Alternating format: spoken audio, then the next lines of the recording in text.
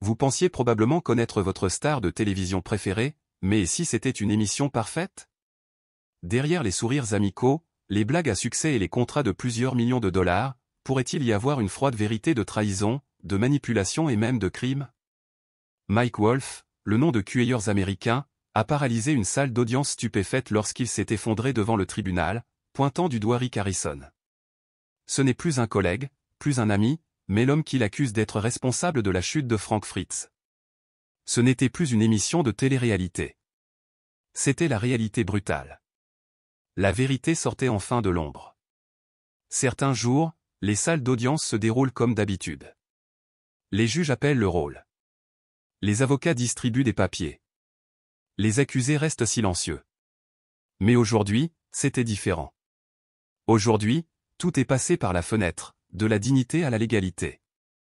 Avant de plonger dans ce qui s'est réellement passé, n'oubliez pas d'aimer, de vous abonner et d'activer les notifications pour ne pas manquer d'autres révélations, car cette histoire ne fait que commencer. Mike Wolfe, le visage familier à la barbe emblématique de cueilleurs américains, un homme au charme rustique du Midwest, avait été un symbole d'optimisme et de convivialité sur le petit écran. Mais au cours d'un moment époustouflant devant le tribunal, il a plongé la pièce dans un silence absolu. Avec des dizaines d'yeux stupéfaits et des caméras enregistrant chacun de ses mouvements, Mike tremblait, la voix étouffée, les mains tremblantes d'émotion et de pression. Il a fait partir Frank. Rick Harrison. 10 mots courts, mais ils tombèrent comme le tonnerre d'un ciel apparemment calme. Tout s'est figé pendant quelques secondes. Pas de respiration, pas de frappe sur un clavier, pas de mouvement des yeux. Le juge a dû rappeler à l'ordre à 2 reprises. Il ne s'agissait plus d'un moment typique d'un procès, mais d'un tournant, d'un choc qui a secoué le monde de la télé-réalité. Il ne s'agit plus d'un simple litige juridique. Il ne s'agit pas de droit d'auteur, d'argent ou de litige contractuel.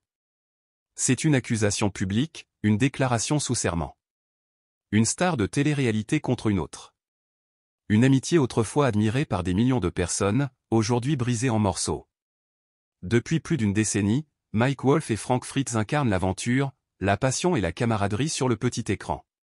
Ensemble, ils ont voyagé à travers l'Amérique, fouillant dans les entrepôts et les casses, à la recherche d'antiquités inestimables et donnant aux spectateurs le sentiment de découvrir une histoire cachée.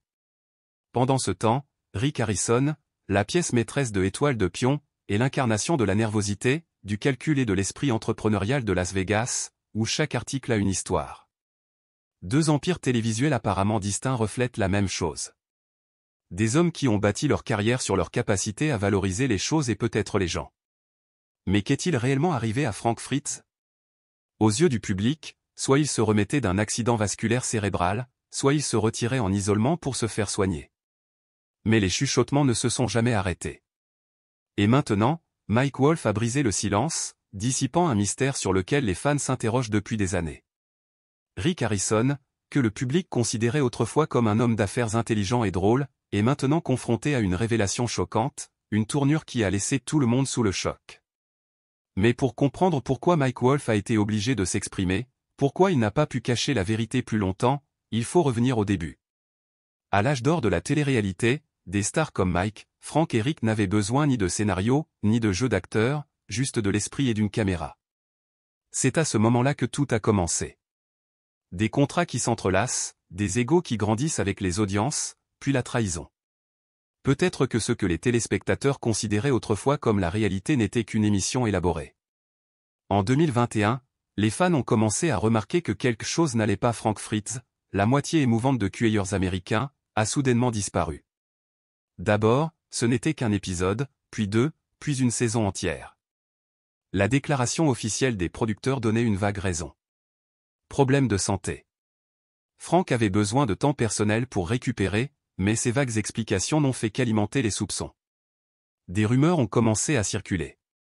Frank a-t-il été viré? Est-il parti tout seul? Ou pire, avait-il un conflit irréconciliable avec Mike Wolfe? Frank lui-même, dans un rare moment de prise de parole, a fait allusion à l'injustice de son traitement, mais s'est ensuite tu, rendant son absence d'autant plus étrange et suspecte. Tandis que la chaîne continuait à diffuser de nouveaux épisodes, Mike Wolfe, le compagnon de longue date de Frank, ne disait pratiquement rien. Mais comme l'a révélé le tribunal aujourd'hui, derrière cet extérieur calme se cachait une tempête d'émotions et de peur qui durait depuis des années. Mike ne pouvait plus le cacher. La peur que je portais avec moi, c'est étouffer Mike à la barre des témoins. Ce n'est pas seulement le fait que Frank a été repoussé, qu'il a été réduit au silence pour toujours. C'était le point de bascule, la libération après des années de tourments. Mike a dit que chaque fois qu'il croisait un camion rouillé ou une vieille enseigne poussiéreuse, il ne pouvait s'empêcher de penser à Frank. Mais ce n'était pas une douce nostalgie. C'était une obsession. J'aurais dû être avec lui ce jour-là. J'aurais dû l'empêcher de voir Rick, murmura Mike, la voix tremblante. Meule? Rick Harrison de Étoile de Pion? Ce qui s'est passé? Selon des sources proches du dossier, début 2021, Mike et Frank ont été invités à une soirée spéciale. Étoile de Pion événement, une émission censée marquer une collaboration historique entre les deux empires de la télé-réalité.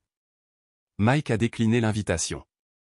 Frank, cependant, a accepté une invitation personnelle de Rick Harrison et s'est envolé pour Las Vegas pour parler affaires. C'était la dernière fois que quelqu'un en dehors du cercle de Rick voyait Frank conscient et en bonne santé. Quelques jours plus tard, Frank a été hospitalisé. Le diagnostic officiel, un accident vasculaire cérébral. Mais Mike n'y croyait pas. Trop de détails ne collaient pas. Les enregistrements téléphoniques de Frank ont été étrangement effacés. Le dernier message texte enregistré que Frank a envoyé à Mike était effrayant. S'il m'arrive quelque chose, ce n'est pas un accident vasculaire cérébral. Et puis, au cours de l'année écoulée, Mike a reçu un flux constant de mails anonymes. Rick le savait, a prévenu l'un d'eux. Chalet le savait, mais je ne vous l'ai pas entendu. Un autre email contenait une photo floue de Frank effondré dans le back-office du prêteur sur gage bien avant d'être emmené à l'hôpital. Mais Mike resta silencieux.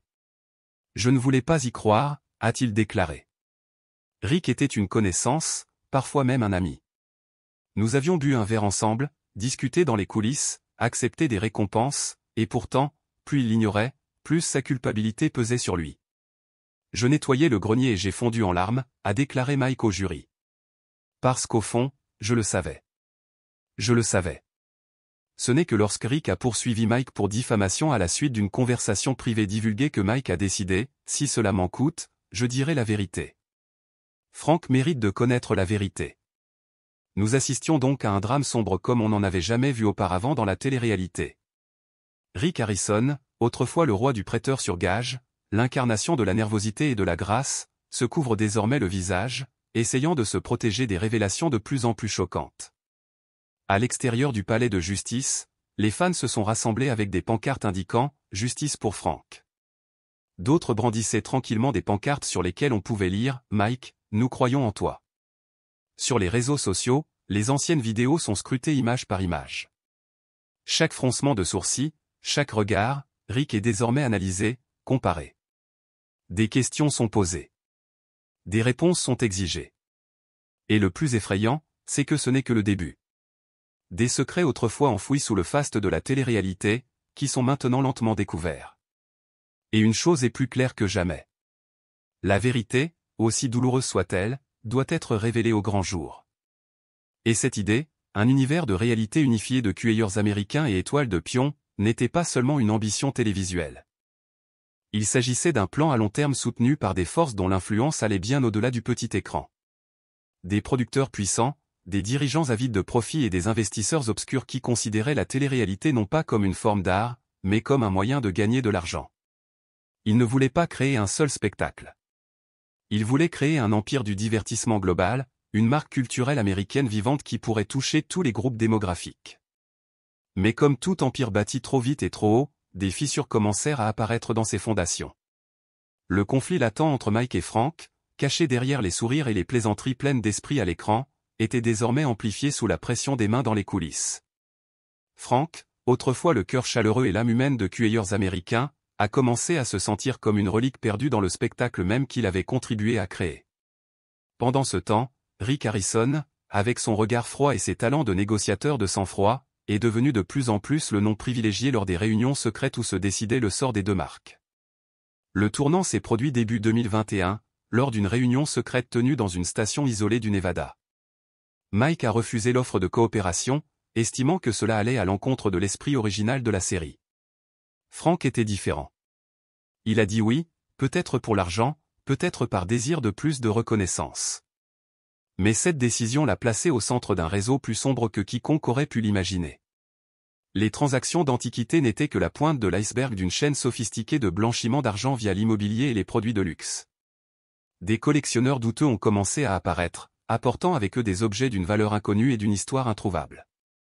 Rick, intentionnellement ou non, est devenu l'intermédiaire dans de nombreuses transactions. Les premiers signes de difficulté ont commencé à apparaître, des dossiers fiscaux falsifiés, des transactions de vente douteuses et des propriétés appartenant à des sociétés écrans s'étendant du Nevada à la Floride. Puis Frank a disparu. Plus d'apparitions à la télévision, plus d'événements entre fans et plus de présence médiatique. Au début, tout le monde croyait à l'histoire officielle selon laquelle il avait subi un accident vasculaire cérébral et avait besoin de temps pour se rétablir. Mais Mike a ensuite commencé à révéler des courriels qui n'avaient jamais été rendus publics. Des textes brefs mais suggestifs, des appels manqués, des messages menaçants vagues, mais à faire frémir n'importe qui. Et maintenant, alors que l'histoire se déroule dans une salle d'audience sombre où les faits ne peuvent pas être manipulés par des techniques de post-production, cela commence à nous venir à l'esprit.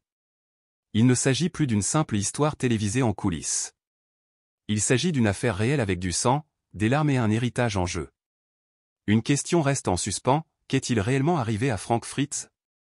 Début 2020, un événement spécial appelé Collector Kings a eu lieu, marquant une rare réunion entre Rick, Mike et Frank à Las Vegas.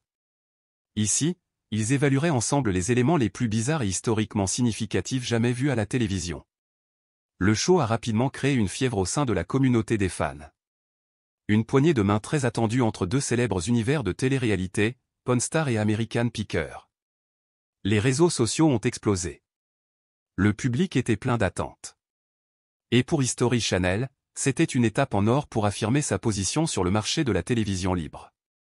Mais derrière le halo, des fissures discrètes commençaient à se former. Mike Wolff, toujours prudent, n'a pas tardé à faire part de ses inquiétudes.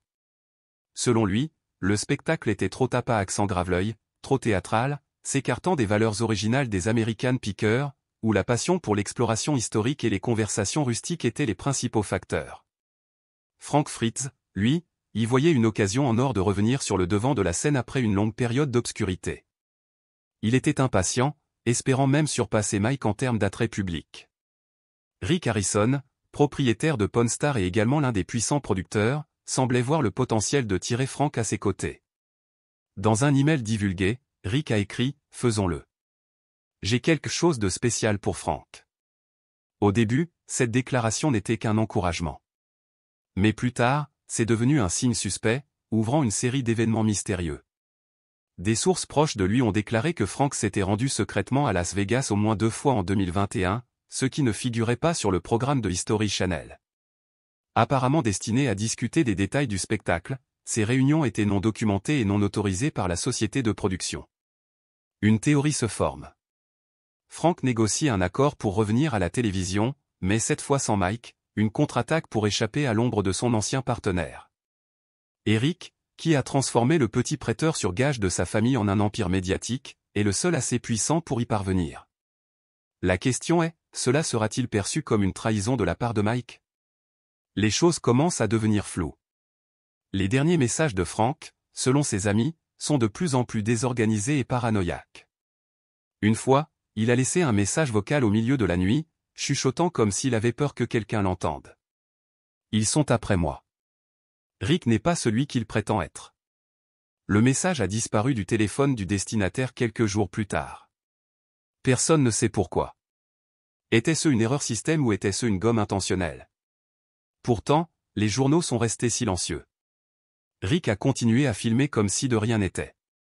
Mike a continué son voyage pour récupérer les objets. L'accident vasculaire cérébral soudain de Frank a été gardé aussi secret que possible. Seulement une brève annonce du spectacle, puis un silence inquiétant. Ce n'est que lorsque les chuchotements ont commencé que les fans ont commencé à se demander « Pourquoi personne n'est-il venu rendre visite à Frank ?» Pas de photos, pas de souhait d'anniversaire. Le silence était étrange. Rick a ensuite posté un vague tweet. Parfois, les gens disparaissent pour une raison, mais le message a été rapidement supprimé après seulement 2 heures. Cependant, la capture d'écran était déjà devenue virale. Mike a également progressivement disparu des projecteurs. Il paraissait moins, parlait moins. Ceux qui le connaissaient disaient qu'il avait changé, plus calme, plus réservé, comme s'il portait un secret trop grand pour être partagé. La plus grande question maintenant n'est pas seulement ce qui est arrivé à Frank, mais aussi, existe-t-il un jeu de pouvoir tacite entre des gens qui étaient censés être frères? Et si c'est vrai, qui tire réellement les ficelles en coulisses? Il ressemblait à un homme portant un secret trop lourd à porter, a déclaré un ancien producteur qui a travaillé avec Mike Wolf pendant des années. Pas seulement la douleur, mais aussi la culpabilité. C'est peut-être ce qui rend cette histoire si compliquée. Une tragédie silencieuse tissée de relations qui semblaient incassables. Avant les accusations, avant les larmes à la barre des témoins, de véritables amitiés étaient menacées. Il y avait des gens assis les uns à côté des autres, cassant des miches de pain, riant pendant les longs trajets, partageant des repas rapides à minuit dans une station-service de l'Iowa. Mike et Frank n'étaient pas que des collègues. C'étaient des guerriers de la route. Et même Mike et Rick, aussi différents soient-ils, ont partagé des moments que seules les personnes impliquées pouvaient comprendre. Seuls ceux qui ont vécu le monde de la télé-réalité connaissent les pressions intenses de la célébrité. Où la vérité est déformée pour s'adapter au scénario. Où les mensonges répétés encore et encore deviennent des vérités parce que des millions de personnes y ont cru. Mais le calme que le public voit à l'écran n'est en réalité qu'un masque. Et le masque finira par se fissurer. Dans les coulisses, le courant sous-jacent couvre depuis longtemps. Des murmures d'abus de pouvoir, des paiements secrets, des accords de non-divulgation signés alors que personne ne peut refuser, une toile qui s'étend des producteurs aux gestionnaires de talent en passant par les avocats. Et au centre de tout cela, 3 hommes, un présumé mort, un suspect et un qui ne peut plus vivre avec ce qu'il sait. La tempête n'arrive jamais immédiatement. Il a recueilli en silence chaque morceau de silence, chaque évasion, chaque manque de transparence. Pas par hasard, mais par stratégie. Une tentative désespérée de garder la vérité enterrée pour toujours. Mais ensuite le masque est tombé. Et la seule chose qui était plus claire que jamais, c'est que le calme n'était jamais la paix. Parfois, c'était juste le calme avant que la pièce ne s'effondre. Frank Fritz, qui avait co-animé plus de 300 épisodes de l'une des émissions les plus appréciées des États-Unis, a été victime d'un grave accident vasculaire cérébral. Une seule ligne dans un communiqué de presse sec et froid qui se lit comme une lettre d'avocat. Pas un mot d'un ami inquiet. Aucune sympathie, aucune photo, aucun signe d'une quelconque amitié ayant existé. Et juste comme ça, Frank était parti. Hors de l'écran, hors des interviews, hors du souvenir de l'émission dont il avait été l'âme. Les fans étaient confus, certains pleuraient, d'autres attendaient patiemment. Mais les semaines passèrent, puis les mois, toujours sans nouvelles. Le compte Instagram qui était autrefois rempli de photos bizarres, de road trips et de pitreries sournoises était désormais silencieux. Frank n'avait jamais été vu en public et, plus révélateur encore, aucun de ses anciens partenaires, pas même Mike, n'avait dit autre chose que des généralités transmises par un porte-parole. Les premières fissures dans la version officielle ont commencé à apparaître. Un assistant de production anonyme a posté sur Reddit, révélant que l'état de Frank était plus qu'un simple accident vasculaire cérébral. C'était bien plus grave. Incapable de parler, incapable de se déplacer seul, isolé dans un établissement médical privé où seules quelques personnes étaient autorisées à le savoir. Un ami d'enfance de Frank a également pris la parole. Il se souvient avoir été catégoriquement refoulé alors qu'il tentait de lui rendre visite. Ils ont dit qu'ils n'avaient pas de visiteurs, mais quand j'ai demandé dans quel hôpital il se trouvait, ils ont répondu qu'ils ne pouvaient pas me le dire. Ce n'est pas ainsi que fonctionne l'IPA. Ce n'est pas normal. Pendant ce temps, les communautés de fans sur Facebook et YouTube sont devenues des détectives amateurs, analysant chaque extrait sonore, chaque aspect étrange des anciens épisodes, à la recherche d'indices. Et ils ont tous conduit au même point obscur. Quelque chose n'allait vraiment pas. Frank est parti avec une théorie selon laquelle sa voix avait été modifiée pour paraître plus énergique. Une autre vidéo prétendait identifier la voix de Frank dans un message vocal divulgué enregistré le lendemain de son accident vasculaire cérébral, soulevant des questions sur le moment ou même si l'accident vasculaire cérébral s'était réellement produit. Cependant, l'indice le plus inquiétant est venu d'un employé d'un prêteur sur gage à Las Vegas, qui a affirmé avoir vu Frank dans l'arrière-boutique de la bijouterie quelques jours seulement avant l'annonce officielle de l'accident vasculaire cérébral. L'employé a déclaré que Frank semblait désorienté et agité et que Rick Harrison était là avec lui et parlait à voix basse. Cependant, cela a été rejeté à l'époque comme une rumeur sur Internet. Mais après le témoignage de Mike Wolf au tribunal, l'histoire est désormais prise plus au sérieux quant à ce qui est réellement arrivé à Frank Fritz. La chronologie n'est pas encore claire, mais essayons de reconstituer les événements à partir de ce que nous savons. Début 2021, Frank était activement en pourparlers avec Rick Harrison pour rejoindre un projet crossover, éventuellement une nouvelle émission. Frank était enthousiasmé par l'idée, ayant le sentiment d'avoir été mis à l'écart par Mike et les producteurs de cueilleurs américains. C'était sa chance de revenir sous les projecteurs avec plus de contrôle créatif et un nouveau public.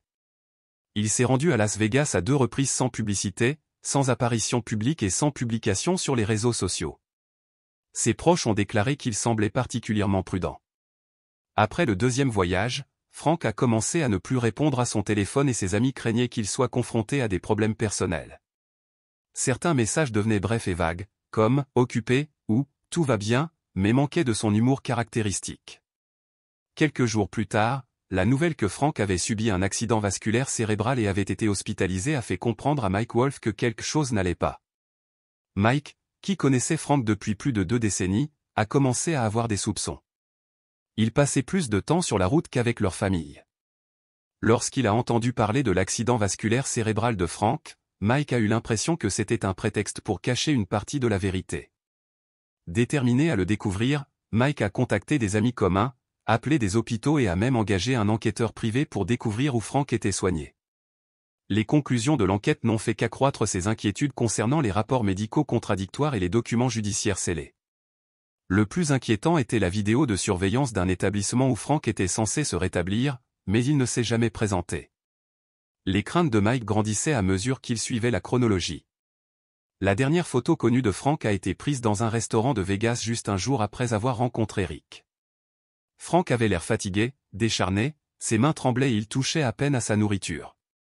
La serveuse qui le servait a déclaré que Frank n'arrêtait pas de jeter un coup d'œil nerveux vers la porte.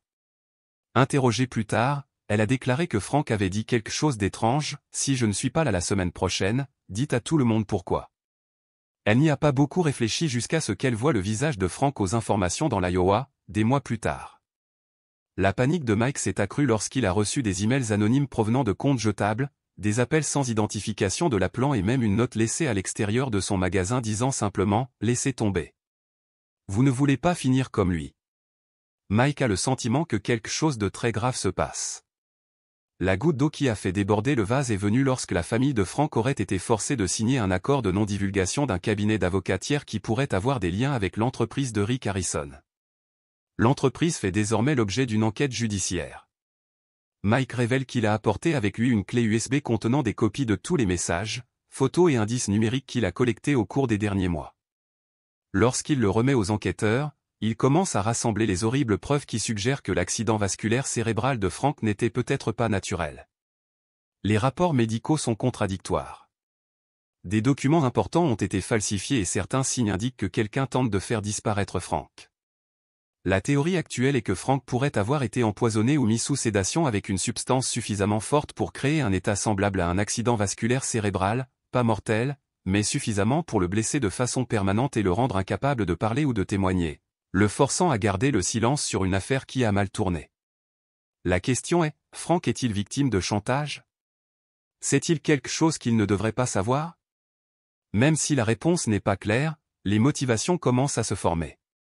Frank a toujours été une surprise. Quelqu'un qui peut trop parler quand les caméras ne tournent pas. Quelqu'un qui boit et fait la fête. S'il possède réellement des informations importantes sur Rick Harrison ou sur le réseau d'antiquaires avec lesquels il travaille, cela pourrait faire de lui une menace majeure et doit donc être éliminé. L'hôpital où Frank a été transféré a depuis refusé toutes les demandes de commentaires des médias. Les médecins qui ont signé le rapport médical de Frank auraient fui le pays. Rick Harrison a jusqu'à présent refusé de répondre aux rumeurs sur les forums publics. L'histoire complète est désormais connue, mais l'état de Frank reste un mystère. Certains pensent qu'il est vivant, mais complètement incapable. D'autres pensent qu'il est mort et que l'histoire de sa guérison est une invention destinée à dissimuler la vérité. Il est indéniable que Frank Fritz n'a pas simplement eu un accident vasculaire cérébral et est mort. Quelque chose de terrible s'est produit. Alors que de plus en plus de preuves apparaissent, il devient clair que son départ de la vie publique était plus qu'une urgence médicale. Ce fut le début d'une dissimulation. Pas un homme qui quitte la gloire, mais un homme qui s'efface. Et celui qui se cache derrière est désormais accusé de l'avoir orchestré. Rick Harrison, autrefois expert dans le commerce des bandes dessinées et des souvenirs de la guerre civile, est désormais empêtré dans une affaire bien plus sombre. Qui aurait pensé que cette histoire n'aurait pas de fin, juste un vide attendant d'être comblé de réponses? À mesure que l'enquête s'approfondit, la question n'est plus de savoir ce qui est arrivé à Frank Fritz, mais pourquoi le monde a-t-il été dit de ne pas poser de questions avant qu'un procès ait lieu? Il y a eu des halètements audibles avant que les caméras se soient alignées sur les marches du palais de justice et avant que la voix tremblante de Mike Wolfe ne brise des années de silence. Une douce tempête avait commencé à gronder. Cette tempête n'a pas commencé avec un bang, mais avec un murmure. Et au fur et à mesure que les semaines passaient, les chuchotements devenaient de plus en plus forts, devenant trop forts pour être ignorés. Les événements qui ont amené Mike Wolfe à entrer dans la salle d'audience pour témoigner contre Rick Harrison ne se sont pas produits soudainement. Tout s'est produit lentement, s'inscrivant dans son esprit comme un ensemble d'incongruités. Des appels téléphoniques étranges, des portes qui se ferment soudainement, de vieux amis qui deviennent étrangement silencieux. Mike n'était pas du genre à se laisser berner. Il savait lire entre les lignes. Sa capacité à détecter des indices subtils faisait partie de sa nature, comme un chasseur de trésors expérimenté qui pouvait examiner un tas de décombres et déterminer ce qui était un trésor et ce qui était un déchet. Mais cette fois, l'histoire ne concernait pas les antiquités. Il s'agissait de Frank, et tout ce que Mike voyait ou entendait ne correspondait pas au récit clair présenté au public. Au départ, Mike a essayé de suivre la ligne de l'entreprise. Lorsque les fans ont demandé des mises à jour sur l'état de Frank, il a publié une déclaration soigneusement formulée sur les réseaux sociaux disant que Frank se rétablissait et avait besoin de temps, d'espace et de soutien. La déclaration était suffisamment vague pour satisfaire les avocats, mais elle cachait l'anxiété ressentie par Mike. Ce qu'il n'a pas dit, c'est qu'il n'avait pas vu Frank depuis des mois. Toutes les tentatives pour le contacter avaient été bloquées. Au début, il pensait que Frank l'évitait simplement comme il l'avait fait lorsque les tensions avaient éclaté sur le plateau.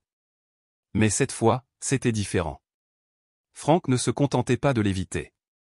Il a disparu. Son téléphone était inaccessible. Ses lettres lui étaient retournées. Et ses contacts mutuels affirmaient qu'ils n'avaient pas non plus de nouvelles de lui. Peu à peu, ses contacts ont cessé de répondre aux appels de Mike. Entre-temps, Mike avait tranquillement commencé à enquêter. Il a recherché des messages textes, des courriels, des carnets de voyage, tout ce qui pourrait révéler où Frank avait été ou avec qui il avait été au cours des derniers jours précédant son accident vasculaire cérébral. Et puis le nom de Rick Harrison est apparu. Mike connaissait Rick, bien sûr. Ils n'étaient pas meilleurs amis, mais dans le monde de la télé-réalité, tout était petit. Ils s'étaient rencontrés lors d'événements et avaient même pris quelques verres ensemble. Ce que Mike a cependant découvert, ce sont des documents troublants montrant que Frank s'était rendu à Las Vegas quelques jours seulement avant de tomber malade. Plus troublant encore, les dépenses liées à ce voyage, qui comprenaient une chambre d'hôtel de luxe, des repas coûteux et une série de retraits d'espèces, auraient été payés par une société écran. Mike a ensuite retracé les origines de l'entreprise jusqu'à une entité que Rick possédait en partie. Ce n'était pas une coïncidence. Plus Mike enquêtait, plus il découvrait des choses incongrues. Les images de sécurité de l'hôtel où séjournait Frank n'auraient pas été disponibles en raison d'une erreur système. Un chauffeur de taxi local qui a déclaré avoir récupéré Frank a affirmé qu'il était ivre et n'arrêtait pas de marmonner qu'il le surveillait. Puis un matin, Mike a reçu une enveloppe sans adresse contenant des copies de documents juridiques, une renonciation à la NDA et une requête de tutelle d'urgence déposée auprès d'un tribunal du Nevada. Bien que le nom ait été expurgé, Mike a immédiatement reconnu la signature de Frank, sauf que ce n'était pas celle de Frank. Il connaissait l'écriture de Frank aussi bien que les traces de rouille sur sa Harley vintage. La signature était tellement hors du commun qu'elle était un faux. Mike a apporté les documents à ses avocats, qui ont d'abord conseillé la prudence, car il s'agissait d'allégations graves et publiques qui pourraient conduire à des contre-poursuites. Mais Mike s'en fichait. Il ne s'agissait pas de sauver la face. Il s'agissait de protéger la vérité. Un enquêteur privé a été embauché et, en quelques semaines, ils ont découvert des preuves selon lesquelles Frank aurait pu être contraint de signer des décisions médicales pour un tiers. Le tiers que Mike a découvert était à nouveau connecté à Rick. Le réseau d'entités commerciales s'est élargi et l'enquête s'est approfondie. Un expert technique a aidé à récupérer les messages supprimés de la sauvegarde cloud de Frank. L'un des messages était un enregistrement vocal qui faisait frissonner Mike. Frank avait enregistré un message « Je pense qu'ils vont me faire taire. Ne faites pas confiance au type Rolex. Il le savait depuis le début. Même s'il ne savait pas vraiment qui était le type Rolex, un agent de sécurité du prêteur sur gage d'or et d'argent a confirmé plus tard que Rick portait toujours une Rolex particulière, un modèle en édition limitée qu'il avait reçu lors d'un événement promotionnel il y a des années. C'était un modèle que Frank avait plaisanté à propos de son apparition dans un épisode croisé. Mike ne pouvait plus rester silencieux. Il a présenté les preuves aux autorités, mais au début, la réponse a été tiède. Poursuivre quelqu'un comme Rick Harrison n'a pas été facile. Il était connu pour éviter les démêlés avec la justice et entretenait de nombreuses relations. Cependant, à mesure que de nouvelles preuves et témoignages provenant de sources anonymes commençaient à émerger, une enquête officielle a été ouverte. Des assignations à comparaître ont été émises, les relevés bancaires ont été examinés et les communications entre les représentants légaux de Rick et Frank ont été examinées. Peu à peu, des cas ont commencé à émerger, non seulement de négligence, mais aussi de manipulation, de coercition et éventuellement de comportement criminel. C'est cependant à ce moment-là que Rick a commis une grave erreur. Il a intenté une action en diffamation préventive contre Mike Wolf, accusant Mike d'avoir répandu de fausses accusations sur son implication dans la disparition de Frank. Rick estimait que cette action avait porté atteinte à son entreprise et à sa réputation personnelle. C'était une décision audacieuse mais désespérée. Ce que Rick n'avait pas réalisé, c'est que poursuivre Mike en justice ouvrirait la porte à une enquête. L'équipe juridique de Mike pouvait désormais assigner à comparaître les documents et les correspondants que Rick avait enterrés. Ce qu'ils ont découvert a tout changé. Une série de courriels discutant d'une stratégie pour éviter les médias. Mémos internes demandant aux employés de ne pas commenter Frank, sauf si la loi l'exige. Même une fuite d'un appel Zoom dans lequel un avocat a déclaré « Nous devons juste garder Frank silencieux jusqu'à ce que le projet soit résolu ». Ce fut le tournant.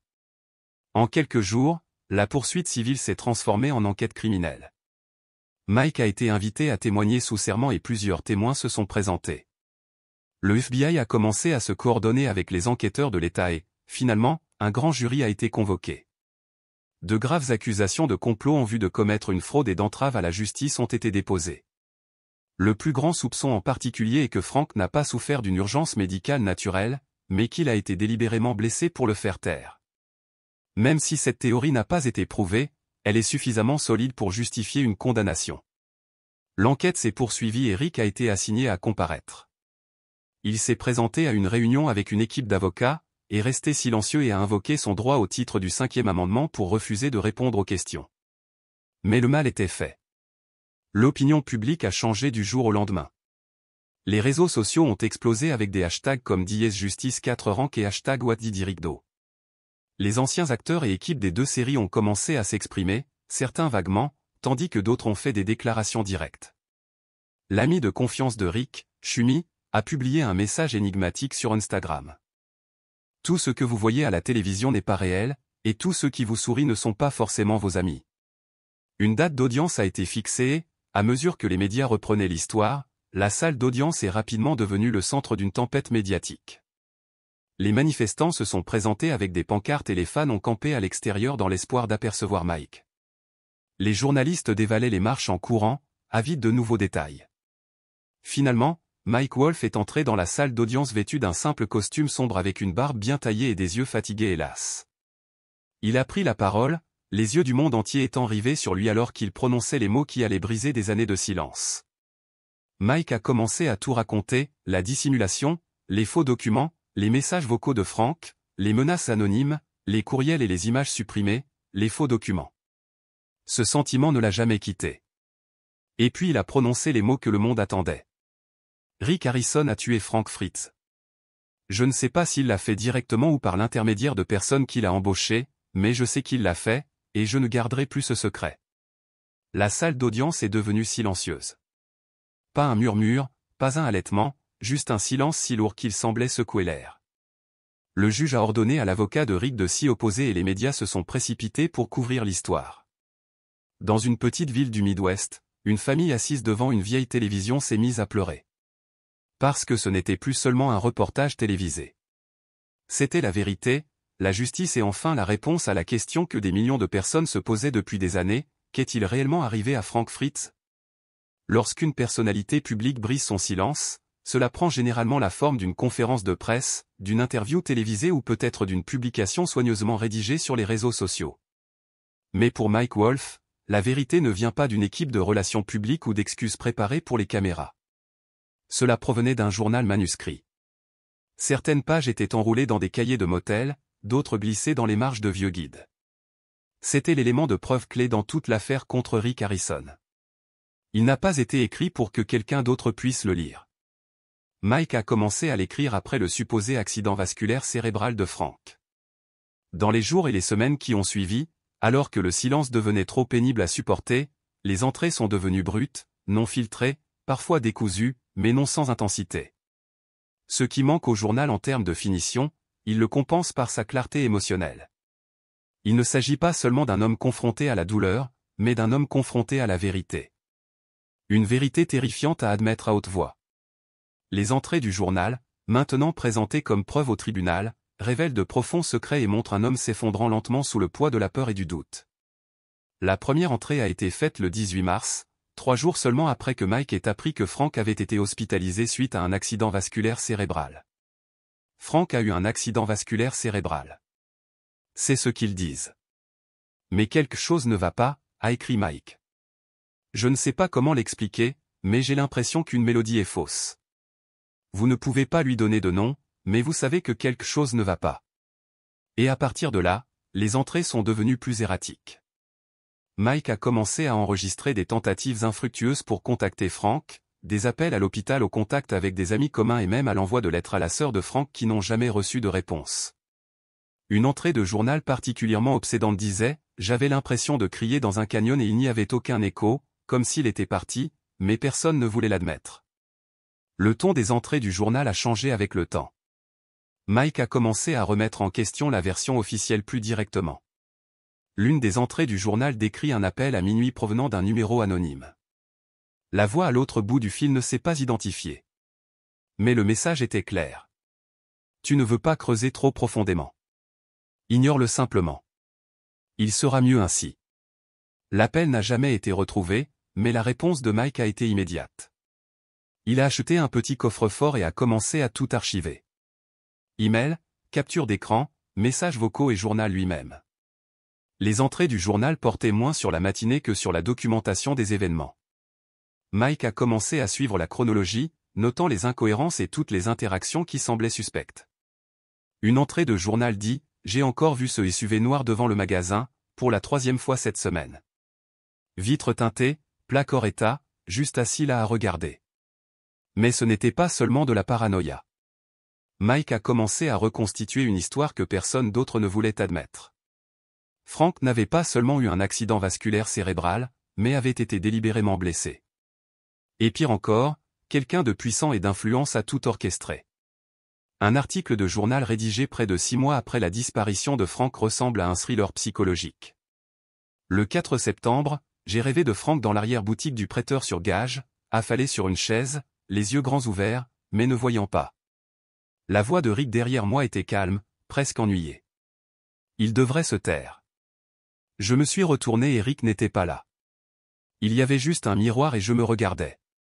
C'est à ce moment-là que Mike a commencé à souffrir d'une dépression émotionnelle.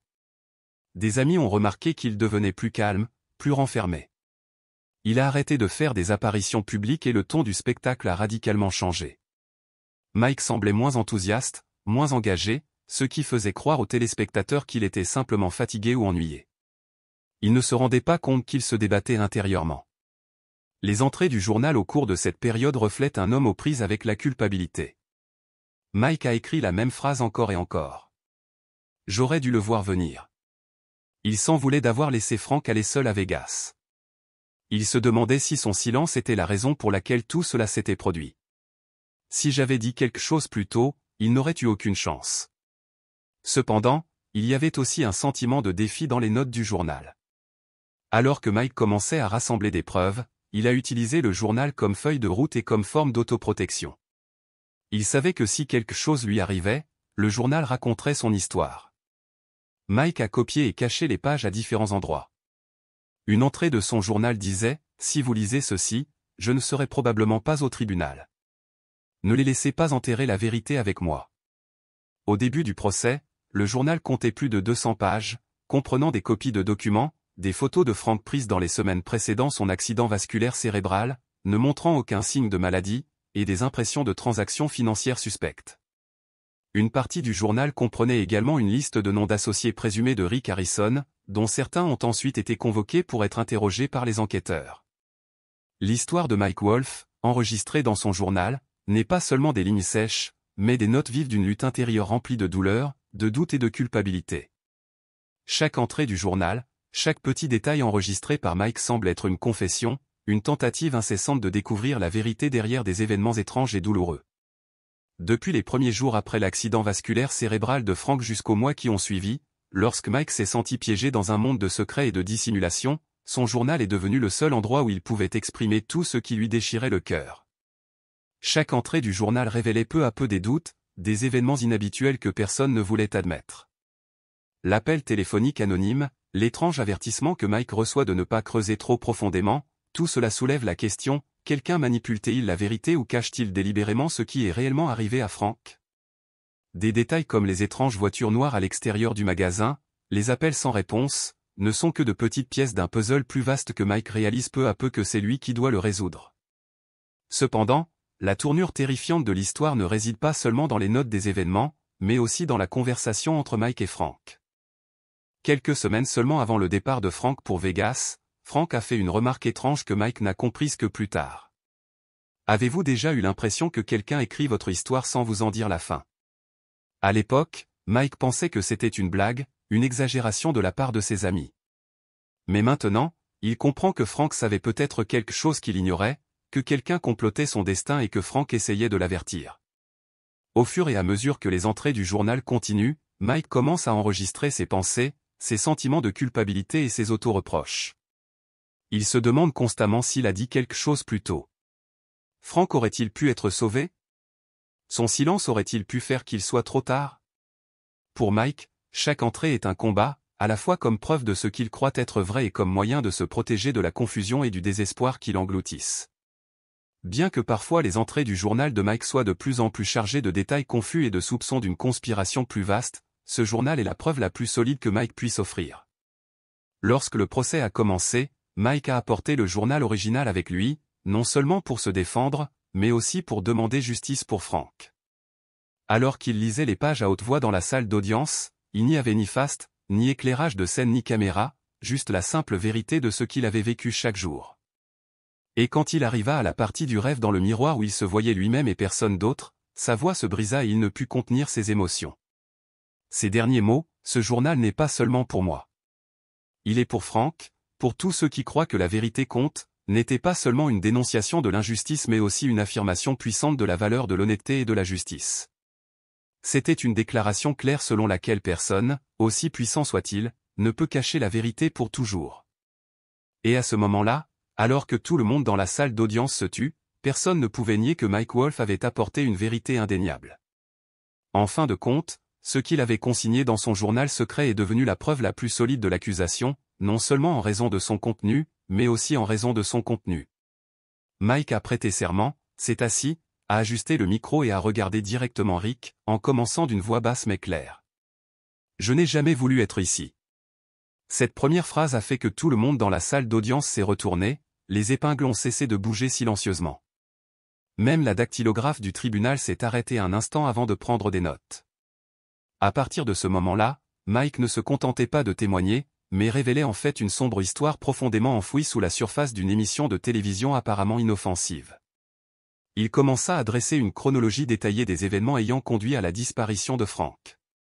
À commencer par le dernier appel qu'il a reçu de Frank la veille de son deuxième voyage à Las Vegas. Selon Mike, Frank était hésitant, nerveux, mais aussi curieux lorsqu'il a révélé qu'il avait un énorme contrat commercial mais qu'il ne pouvait pas donner plus de détails. Mike a raconté qu'il avait averti Frank de ne pas y aller, sentant que quelque chose n'allait pas, mais Frank l'a ignoré, et c'était la dernière fois qu'il parlait. Dans les jours qui ont suivi, Mike a raconté ses vaines tentatives pour joindre Frank. Les réponses étaient lentes de la part des gens qui avaient toujours répondu rapidement, et il semblait que Frank avait disparu du jour au lendemain. Personne ne pouvait l'atteindre. Mike a également décrit des courriels anonymes, des images de surveillance suspectes du prêteur sur gage et un changement soudain dans la façon dont les dirigeants de History Channel traitaient les mentions de Frank comme s'ils voulaient qu'il soit oublié.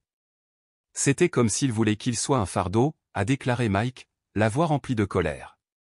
Lorsque le procureur a pressé Mike de répondre à une question clé, il a regardé autour de lui, a pris une profonde inspiration et s'est penché vers le micro. Je crois que Rick Harrison est responsable de ce qui est arrivé à Frank, a déclaré fermement Mike. Qu'il l'ait fait lui-même ou par l'intermédiaire de quelqu'un d'autre, je crois qu'il en est l'initiateur. Je crois que Frank a été réduit au silence parce qu'il savait quelque chose qu'il n'était pas censé savoir. La salle d'audience est devenue silencieuse. Le juge a frappé avec son marteau, mais les coups n'ont pas empêché Mike de parler ensuite.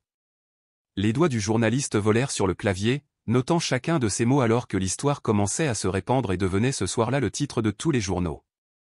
Mike ne s'est pas arrêté là. Il a ensuite raconté une nuit, quelques mois après la disparition de Frank, où il a reçu une enveloppe de Manny dans son magasin. Il n'y avait pas d'adresse de retour, juste une seule clé USB contenant une courte vidéo de 23 secondes. La vidéo granuleuse montrait Frank dans ce qui semblait être le back-office du prêteur sur gage, affalé sur une chaise, les yeux écarquillés et flous. Ses lèvres remuèrent, mais aucun son n'en sortit. En arrière-plan, la voix de Rick résonnait. « Ne t'inquiète pas, ce sera bientôt fini. » La salle d'audience redevint silencieuse. Mike a déclaré qu'il avait immédiatement remis la vidéo aux autorités, même si son authenticité était toujours en cours de vérification. Cependant, les métadonnées de la vidéo ont confirmé qu'elle avait été filmée 2 jours avant l'hospitalisation de Frank. Et puis le moment le plus émouvant du procès est survenu lorsque le procureur a demandé à Mike d'expliquer le dernier moment, le moment où il savait avec certitude que Rick était impliqué. « Nous étions dans les coulisses d'un événement réseau il y a environ 2 ans, se souvient Mike. Au début, ce n'était qu'une simple conversation, puis tout d'un coup, Rick a dit, ce qui est drôle avec Frank, c'est que certaines personnes ne savent pas quand se taire jusqu'à ce que la vie leur enseigne à leurs dépens. À l'époque, Mike pensait que c'était une remarque désinvolte, mais maintenant cela le hantait et il se rend compte que c'était un avertissement. Lorsqu'on lui a demandé s'il confronterait Rick, Mike a secoué la tête. J'avais peur. Je ne savais pas qui d'autre était impliqué, et à ce stade, j'avais reçu plus d'un avertissement anonyme pour que je me taise. L'équipe de défense a finalement pris la parole pour un interrogatoire, tentant d'attaquer la stabilité émotionnelle de Mike, laissant entendre qu'il se sentait coupable d'avoir poussé Frank hors de la série. Ils ont remis en question la chronologie et le manque de preuves matérielles liant Rick à des crimes. Mike, cependant, restait impassible. Il est resté calme et résolu. Je ne suis pas là pour deviner. Je suis là pour vous dire ce que je sais, ce que j'ai vu et ce que je crois s'être passé. Si cela me donne l'air fou, très bien.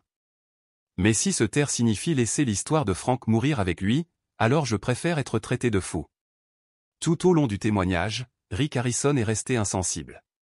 Il lui arrivait de murmurer à l'oreille de son avocat, mais il n'y avait aucun signe de colère ou de résistance.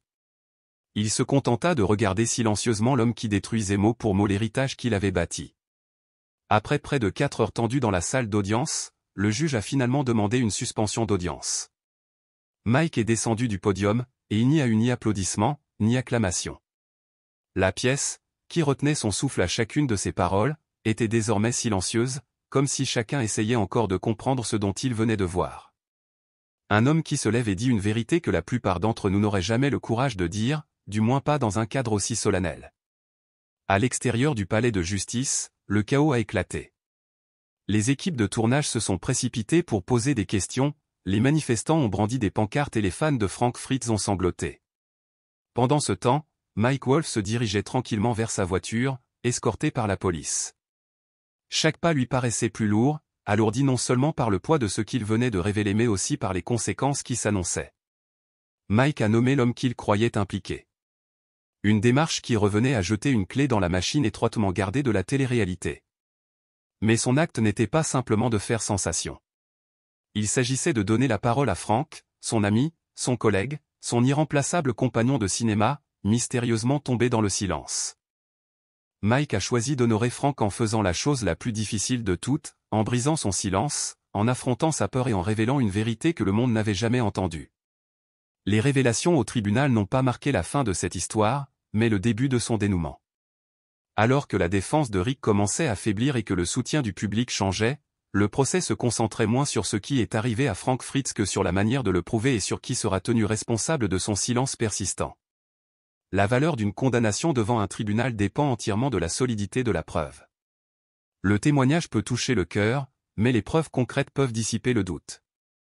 Et dans cette affaire, alors que l'accusation commençait à établir un lien entre Rick Harrison et l'étrange déclin de Frank, la salle d'audience s'est figée, tous les yeux fixés sur chaque détail. L'accusation ne s'est pas précipitée.